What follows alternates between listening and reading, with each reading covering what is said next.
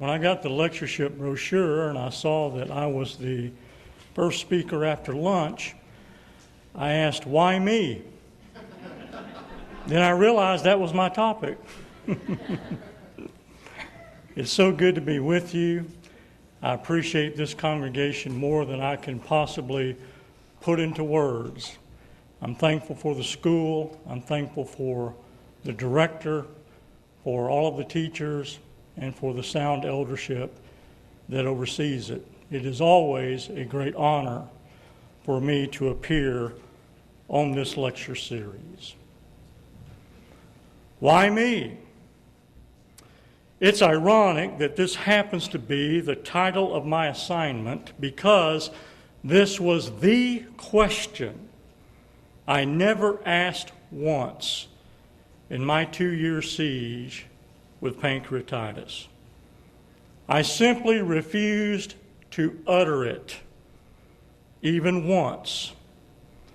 The reason being is I believed that doing so, I would impugn God's love, and thereby cast blame on Him for my illness. And given my dire situation, that is the last thing I wanted to do. In James chapter 5 and verse 11, we have these well-known words recorded, "Ye have heard of the patience of Job." Here at the outset, let me assure you of this fact. I am no Job. What has happened to me in the past 11 and a half years and what befell Job is much more dissimilar than not. Now, granted, some of it is compared to, and more emphasis is given to the word some than the word compare. And I say that because Job's ordeal and mine only collate in one area. The man from Uz literally lost everything except his pulse. In domino-like succession, he lost his vast wealth, his 10 children, his wife, for all practical purposes, his health, his friends, and perhaps his sterling reputation took a hit, given the fact that he finds himself sitting among the ashes in Job chapter 2 and verse 8. But as far as I was concerned, the loss that I experienced was confined to health. That's it. I still retain financial wherewithal. All of my children, I assure you, are very much alive, and they're healthy. My wife is the antithesis of Job's, and I have more friends than any man deserves.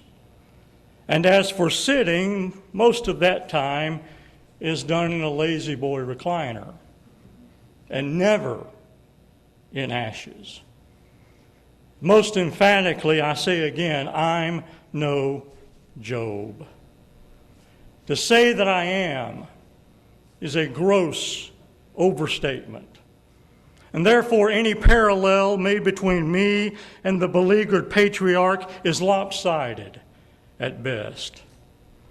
Now, kindly allow me to shine the spotlight on what I call my inferior bout.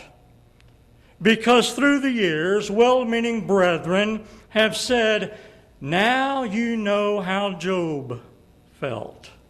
And so many times, I've been tempted to say, no, I don't. And I don't want to know. Only Job and the Lord knew that. I can't begin to know how Job felt. And yet I understand why people say that. So what I'm going to tell you next is pretty much an unabridged account of the things that I've gone through health-wise in the last 11 plus years. And please forgive me ahead of time for the personal references. I spent in excess of 160 days hospitalized due to acute necropancreatitis. 136 of those days were consecutive. And this often fatal condition resulted in diabetes, kidney failure, 6 blood transfusions, an ileostomy and reversal, a biliary bypass of the bile duct, pneumonia, 5 staph infections all at the same time, gangrene of the colon, 5 stomach surgeries, a stomach ulcer, 5 weeks in surgery ICU, 3 MRIs, 17 CAT scans, X-rays, too numerous to count, an angiogram, 2 hydroscans, 2 lithotripsies, 6 endoscopies, 2 colonoscopies, 2 mysterious internal bleedings where my hemoglobin fell to 5.0, a bone infection, a bone marrow test, 2 foot surgeries, a toe amputation, 11 days on a ventilator, and the loss of 109 pounds. From March of this year to September, I had 9 different casts on my right foot due to diabetic ulcers. Now, please understand, I include this litany only to show you how little I have in common with pitiful Job.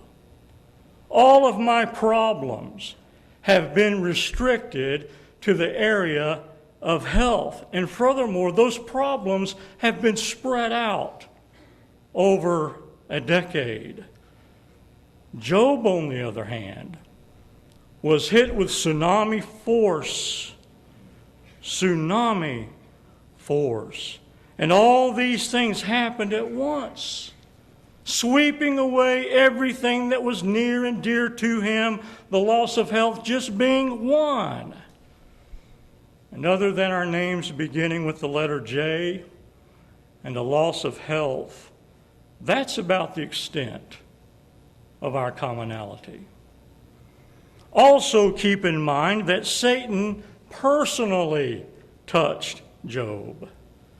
Now, had Satan been permitted the same access to me, the results may very well have been different. And even though my faith was dipped in the crucible, it was only tested in a single area. And so consideration must be given to the totality of what Job endured. You know, if suddenly I would have to fill 6 caskets with the bodies of my children, would I then scream out, "Why me?" If I suddenly faced financial ruin, the loss of my reputation and friends, would I begin to question God then? If my wife told me to curse God and die, I know how I would like to react and should react, but would I? Would my first reaction be to fall down and worship, saying, "Blessed is the name of the Lord"? I think I know Job, and I know me, and I would never presume that I and Job are spiritual bookends. I can assure you that a physical and a spiritual disparity exists between us. Nonetheless, we do have a couple of thin similarities, those being the loss of health and the retention of faith in God. But again, I must acquiesce to Job on both counts. And so the title of my assignment puts me in a conundrum. How can I answer the question, why me, when I never asked it? I can't. And despite of all my ongoing health issues, I still refuse to ask it. Better questions might be, why not me? Or why have I received so many blessings when others haven't? Why has God chosen to be so good to me? Or who am I that he should be mindful of me? Be that as it may, I shall do my best to address the question. Let's examine our text, Job 3, beginning at verse 11 and going down through the end of the chapter. In this passage, the deeply afflicted Job poses some questions that begin with the interrogative, why? In fact, the word why is found 5 times in these 16 verses. And even though Job never comes right out and says verbatim, why me? It certainly seems to be implied by the nature of his questions. But let's not be too hard on Job. When we consider all that he went through, the celerity with which it came, coupled with the lack of any explanation for it, we very well might be asking the same questions. If faced with what he was faced with, why me, very well might be the first question out of our mouth. Now, in this section, Job sets forth 7 wishes.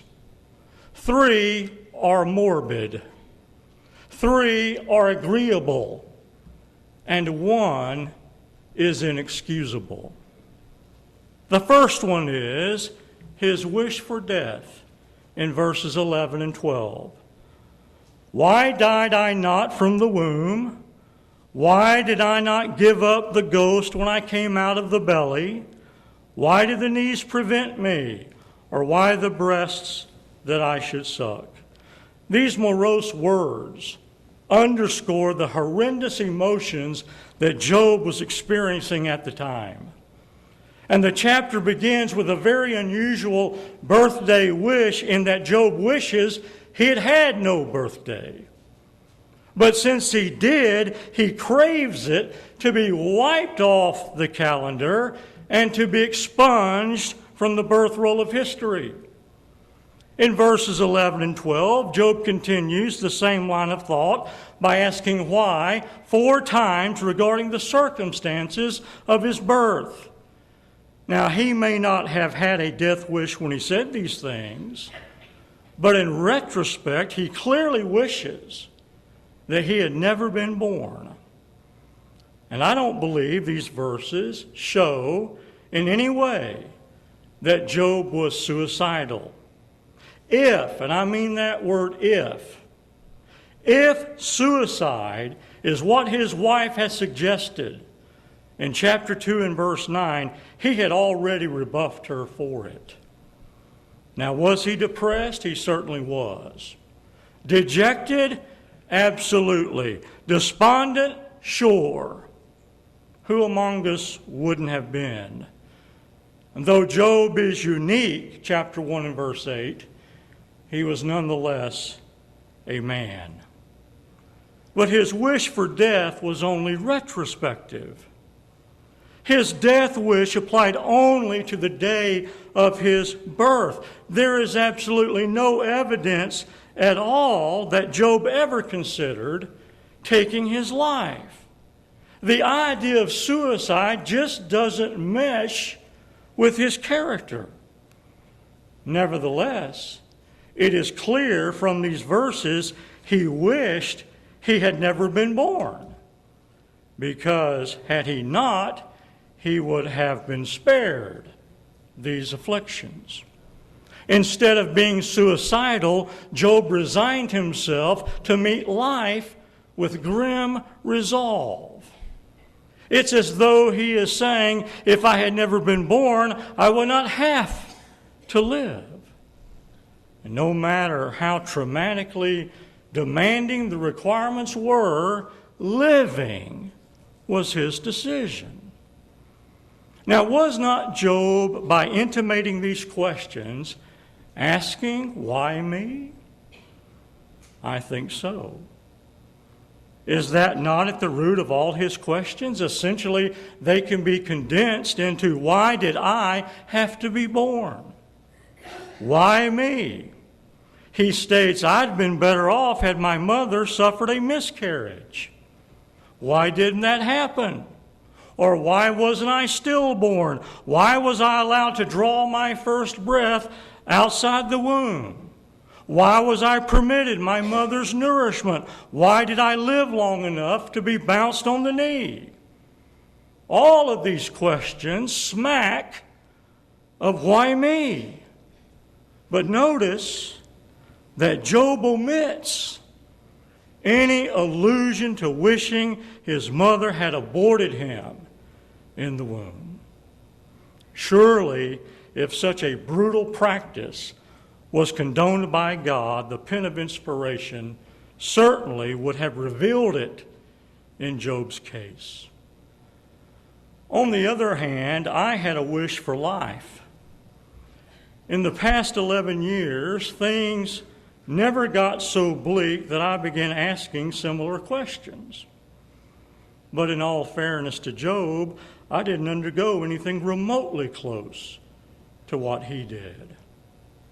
I don't have perfect health, yet I've never wished I'd never been born, especially when I thought I might die.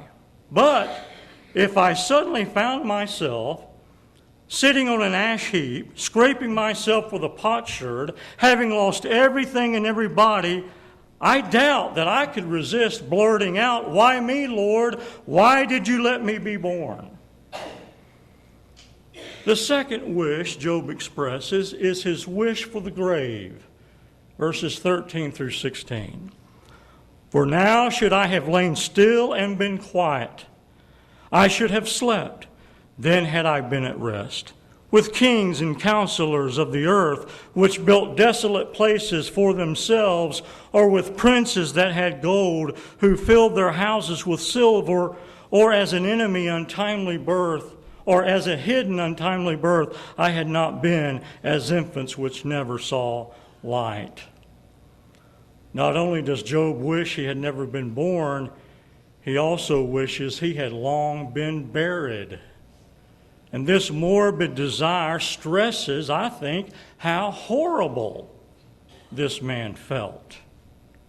Can you imagine the trials of life so bad as to ache and pine for the grave? He essentially says in verse 13, had I died at birth, I would now be lying still and quiet, sleeping in my grave.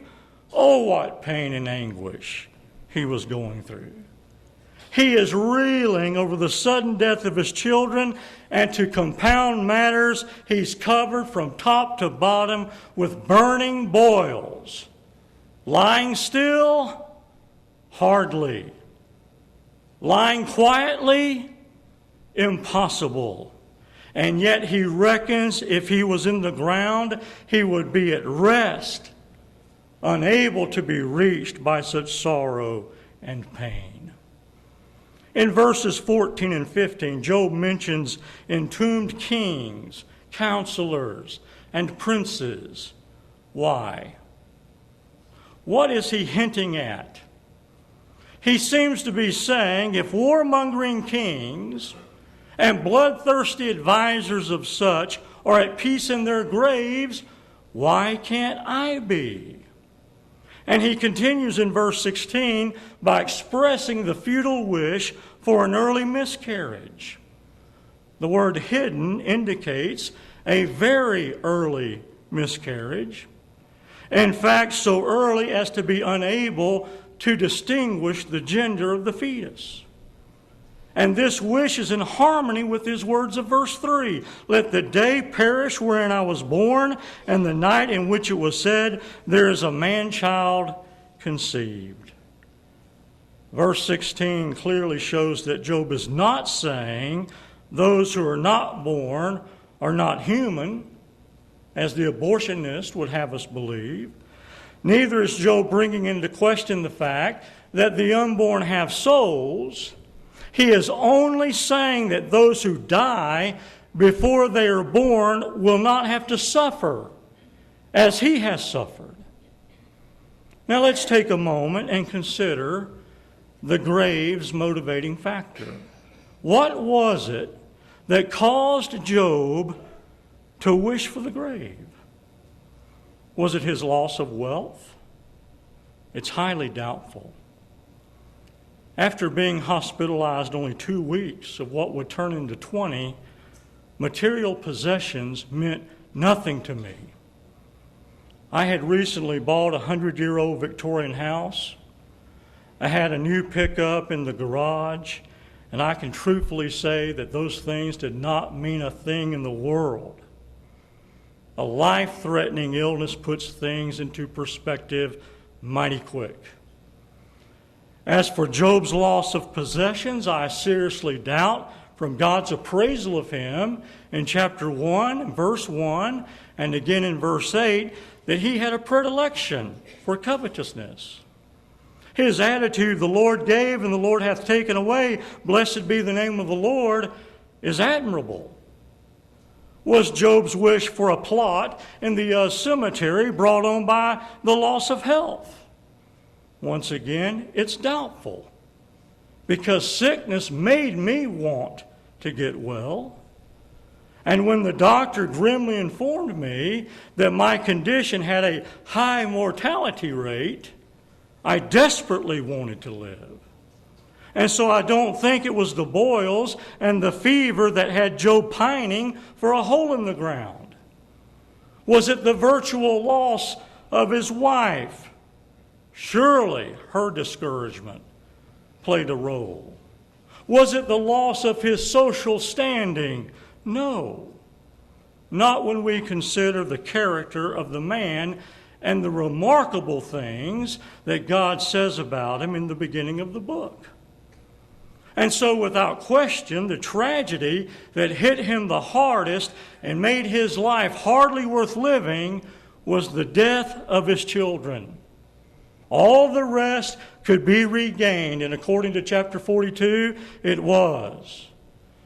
In the end, God blessed him with a second set of sons and daughters. But these original sons and daughters were gone, and nothing would call them back. When I was sick, the fact that was constantly reinforced in my mind was the importance and the preciousness of my wife and children. And as long as I had them by my side, I had every reason to fight for my life. Listen, Job did not have that. His children were in the ground while his wife was telling him to curse God and die, and Job didn't have an inkling that God would abundantly bless him later. Rather, his attitude was, though he slay me, yet will I trust in him. Chapter 13 and verse 15. If it was God's will that he go to the grave, so be it. He was ready and he was willing. But my wish was to stay above ground. But again, I'm no Job. Our lives don't mesh much at all. Job had nothing. Job had no one. I had everything but one thing, my health.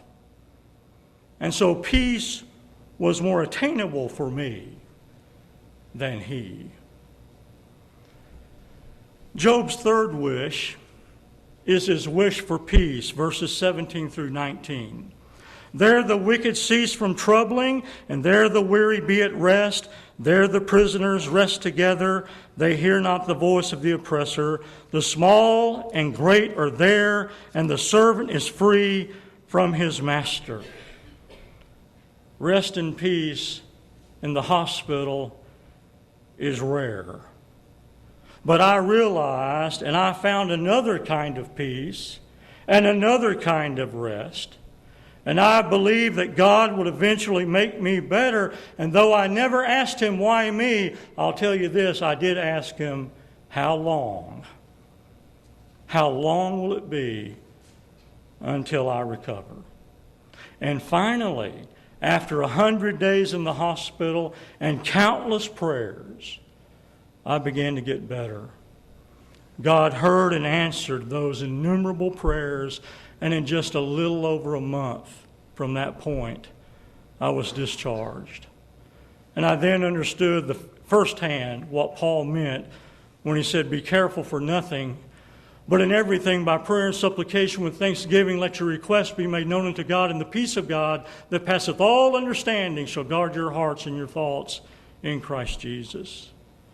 Even in a time when I nor the doctors knew what would become of me, I experienced this unexplainable peace of which Paul spoke. But poor Job lacked this peace. In verses 17 through 19, he is still longing to be 6 feet under. He desires the reputed peace one enjoys when freed from the difficulties of life, and not the peace one can have in spite of them. In his limited understanding, Job doesn't see suffering and death or any blessings in it. He was not privy to New Testament teaching and the anguish the wicked suffer in the netherworld. And Job teaches in these 3 verses that death is a great leveler and that death is no respecter of persons.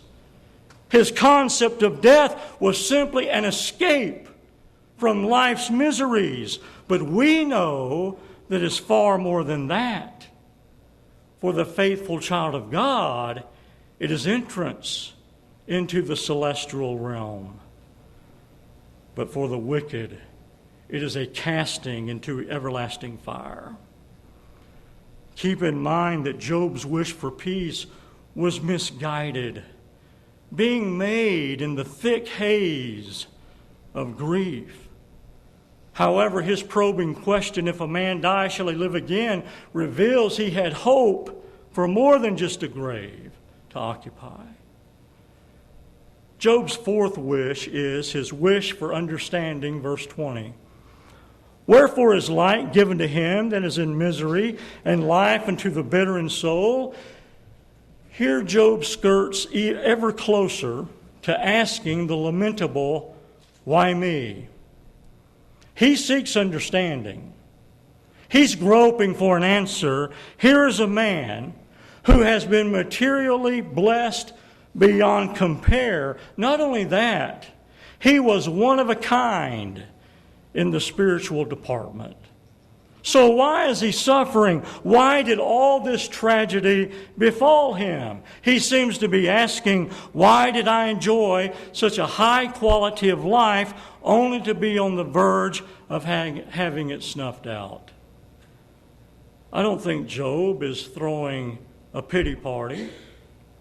It appears he is posing this question in all sincerity.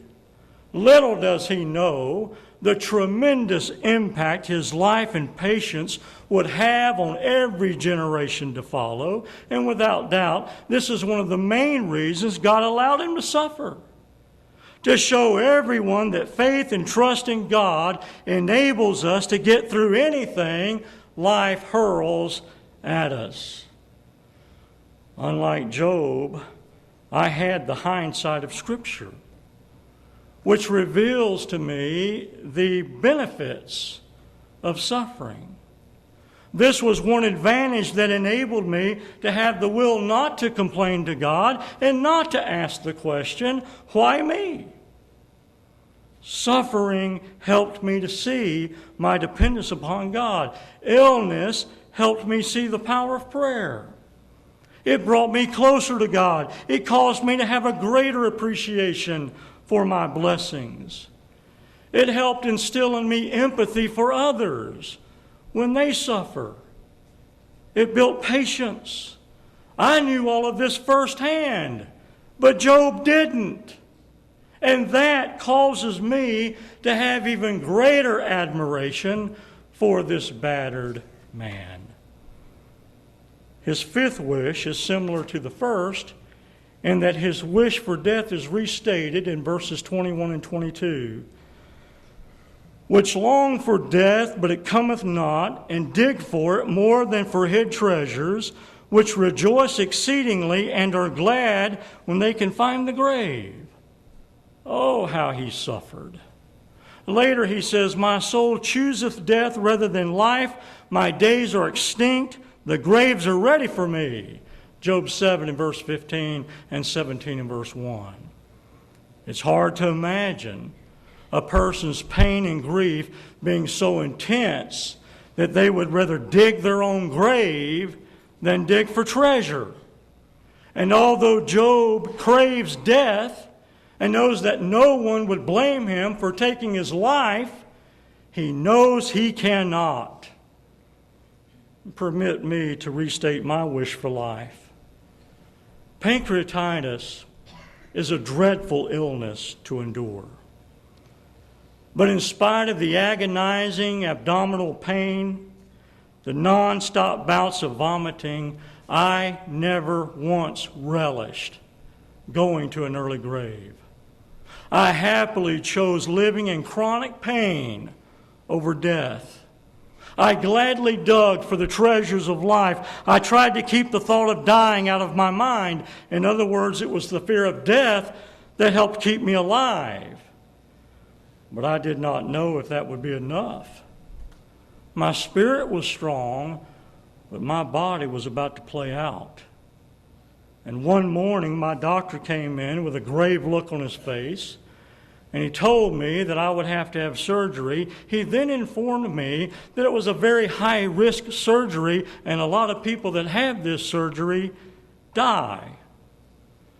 I was only 42 years old at the time, so I asked him, do you think I'll make it? You know, given my age, I expected a quick and confident reply. I didn't get one. After a long pause, my doctor said, I think so. It's a judgment call. I then asked him, well, what if I don't have the surgery? He said quite bluntly, you'll spike fevers and die. So if I didn't have the surgery, I would die. If I had the surgery, I could die. But because I so wanted to live, I put my trust in God, and I went under the knife. Look at Job's sixth wish, his wish to blame God. Verses 23, 24, and 25. Why is light given to a man whose way is hid, and whom God hath hedged in? For my sighing cometh before I eat, and my roarings are poured out like the waters. For the thing which I greatly feared is come upon me, and that which I was afraid of is coming to me. Obviously, this is the wish I characterized as inexcusable. And later on, Job seems to aim his remarks toward the Almighty by suggesting that if life's injustices are not the Lord's fault, who else is responsible? Chapter 9 and verse 24. Much worse than asking, why me, Job in these verses is guilty of criticizing God. And here's where Job's sheen loses some luster. He's human after all. And regarding Job's mindset, Wayne Jackson says the following. The language he chose is quite interesting. Earlier, Satan had charged that the man of Uz served God selfishly because the Lord had made a hedge of blessings about him. Now, with the same term, Job complains that God has hedged him in with suffering. This is the first indication that the patriarch now blames God for his anguish. With his lips, he has sinned. As bad as things were, Job didn't have a right to cast blame on God. And no matter how bad things are for us, or one day might become, we too have no license to charge God for life's troubles. Random things happen, according to Ecclesiastes chapter 9 and verse 11. Nonetheless, most blame for the trials of life can ultimately be traced back to man and placed squarely upon his shoulders. God never intended or never wanted the human race to suffer. Rather, he intended that Adam and Eve live forever without sin, and yet they chose to sin. And they had to suffer the consequences. Although suffering is in this world, God is not culpable. Why would anyone who is experiencing pain and grief and suffering want to impute the only one that can deliver them? Why is God so quick to be blamed? Why not blame the devil? He's the tempter. He's the destroyer. He's the one who afflicted Job. Just a perusal of the problem of suffering uncovers human derivation, either our own or someone else's. Far too many people look at life and God as being one and the same. And we must be careful never to confuse the two, because that kind of flawed thinking makes any undesirable situation ripe for condemning God. And that's what happened to Job. He had reached a point where he could no longer distinguish between his deplorable life and the divine God. Verses 24 and 25 reveal both the physical and the emotional turmoil Job was enduring. He says, "For my sighing cometh before I eat." There are two possible explanations. The New International Version has "sighing comes to me instead of food," suggesting a loss of appetite. The text of the American Standard Version reads just like the King James, but has the footnote, "like my food." Thus, an alternate reading would be, "For my sighing cometh like my food," and that suggests that his pain was as regular as his meals. But either explanation shows the physical side of his affliction. From the emotional standpoint, Job declares, "And my roarings are poured out like the waters, for the thing which I greatly feared has come upon me, and that which I was afraid of is coming to me." These roarings would be groanings brought on by the physical and the emotional trauma that he was enduring. Regarding these roarings poured out like water, Albert Barnes says, in number, they were like rolling billows, perhaps also in sound like them. Also, he means to say that his groans were attended with a flood of tears, or that his tears were like the waves of the sea. Verse 25, "For the thing which I greatly feared has come upon me, and that which I was afraid of is coming to me." There's no justification for assuming that Job lived in constant fear of one day losing it all. What happened to him was unique. How could he begin to anticipate it? He was not an alarmist. What he feared was God, chapter 1 and verse 1. What does he mean then? You recall how he was the recipient of one piece of bad news, one right after another, in chapter 1. Upon hearing the first news, he didn't have time to compose himself before he was told another and another. 4 horrific news bulletins coming in almost at the same time, and as the news was carried to him by lone survivors, he undoubtedly dreaded, what's next? Perhaps what Job greatly feared was the next piece of bad news, as well as having to cope with the sad days to follow. While I was sick in the hospital, my wish was to thank God. The news that I kept getting from my team of doctors grew progressively worse, but I was never tempted to blame God. And like Job, I too lost my appetite. The mere thought of food repulsed me.